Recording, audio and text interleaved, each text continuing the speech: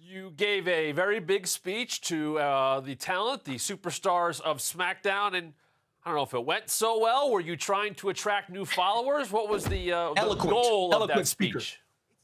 Well, look, I didn't ask them to be out there. They decided to go out there because they, at least I thought, had some respect for me and what I've accomplished here in WWE. And then they all walked out on me. And so, it is what it is. You can't expect everybody to follow you, everybody to understand what you're trying to get done. But yeah, there you go. There's Cesaro really being extra disrespectful. Had no reason to do that, but he did what he did. He could have left with everybody else. He stood out there, made a point to kind of rub it in my face. And he knows we go back a long way. So, Seth, in the midst of that speech, you mentioned the sacrifice that you made at Survivor Series.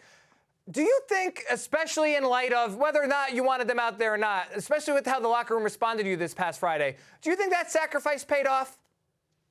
well, I mean, if you look at how successful SmackDown's been over the last few months since I left, I would say absolutely. I think it kind of woke everybody up, doing what I did. The SmackDown men's team took a pretty horrific loss that night.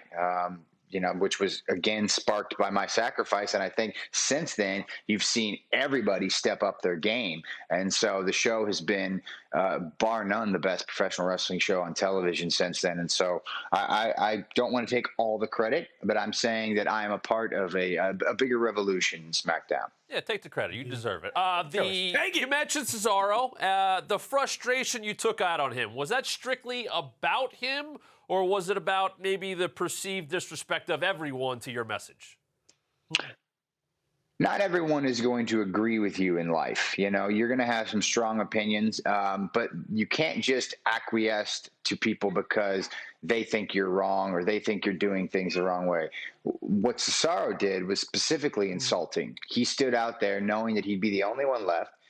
He wanted to further his own agenda. I know he's having a great run right now, but he didn't need to make that moment at my expense. He could have left in the dark with everybody else and let me finish my nonsense on my own. But he didn't want to do that. He wanted to stay out there and kind of poke me and prod me. And so, everyone's talking like I'm the bad guy in this situation, but he's the one who disrespected me, from my perspective anyway. Fair. Well, I actually had Cesaro on Talking Smack the next morning. He had some really passionate words, really lit a fire throughout all of his fans afterwards. Let's take a listen at what he said. I worked my way up the hard way. I worked every single day to get here. I worked every single day to be here. And you know what? I love it. I love every single moment of it because that's who I am and that's what I believe in. So to every single person out there who believes what they're doing is right, no matter what everybody else said, no matter what everybody believes, no matter what everybody wants to tell them, they feel they're right. They're doing it the right way, with the right integrity, with the right motives in mind. That matters. Your word matters. Your action matters. Every single thing that you do matters, no matter what everyone else says about you, no matter how everyone else feels about you. What you feel in here and what you believe in, that's what matters. And that's why you need to believe in yourself, and that's why you're going to be successful. And that's why I am going to be Universal Champion given the chance. So clearly, very, very, very passionate words from Cesaro. And considering what went down between the two of you on Friday Night SmackDown, do you think you might make it a point to be a roadblock on his road to WrestleMania? Would that be kind of a personal agenda for you? I mean, truth be told, he wants to be Universal Champion. Respect to that. I want to be Universal Champion. Respect to that.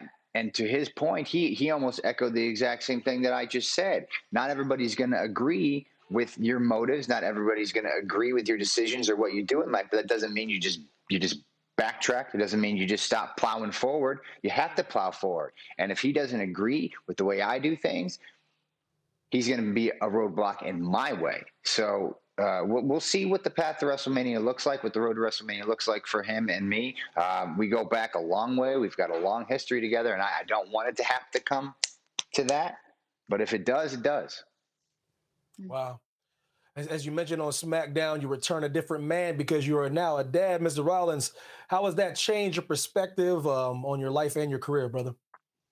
Oh, well, it's brand new motivation. I'm a little confused. Some of the social response, social media response was that they thought maybe I was going to come back, I don't know, softer in some way, that I was going to be a bit of a snowflake, that being a dad was going to make me a wimp.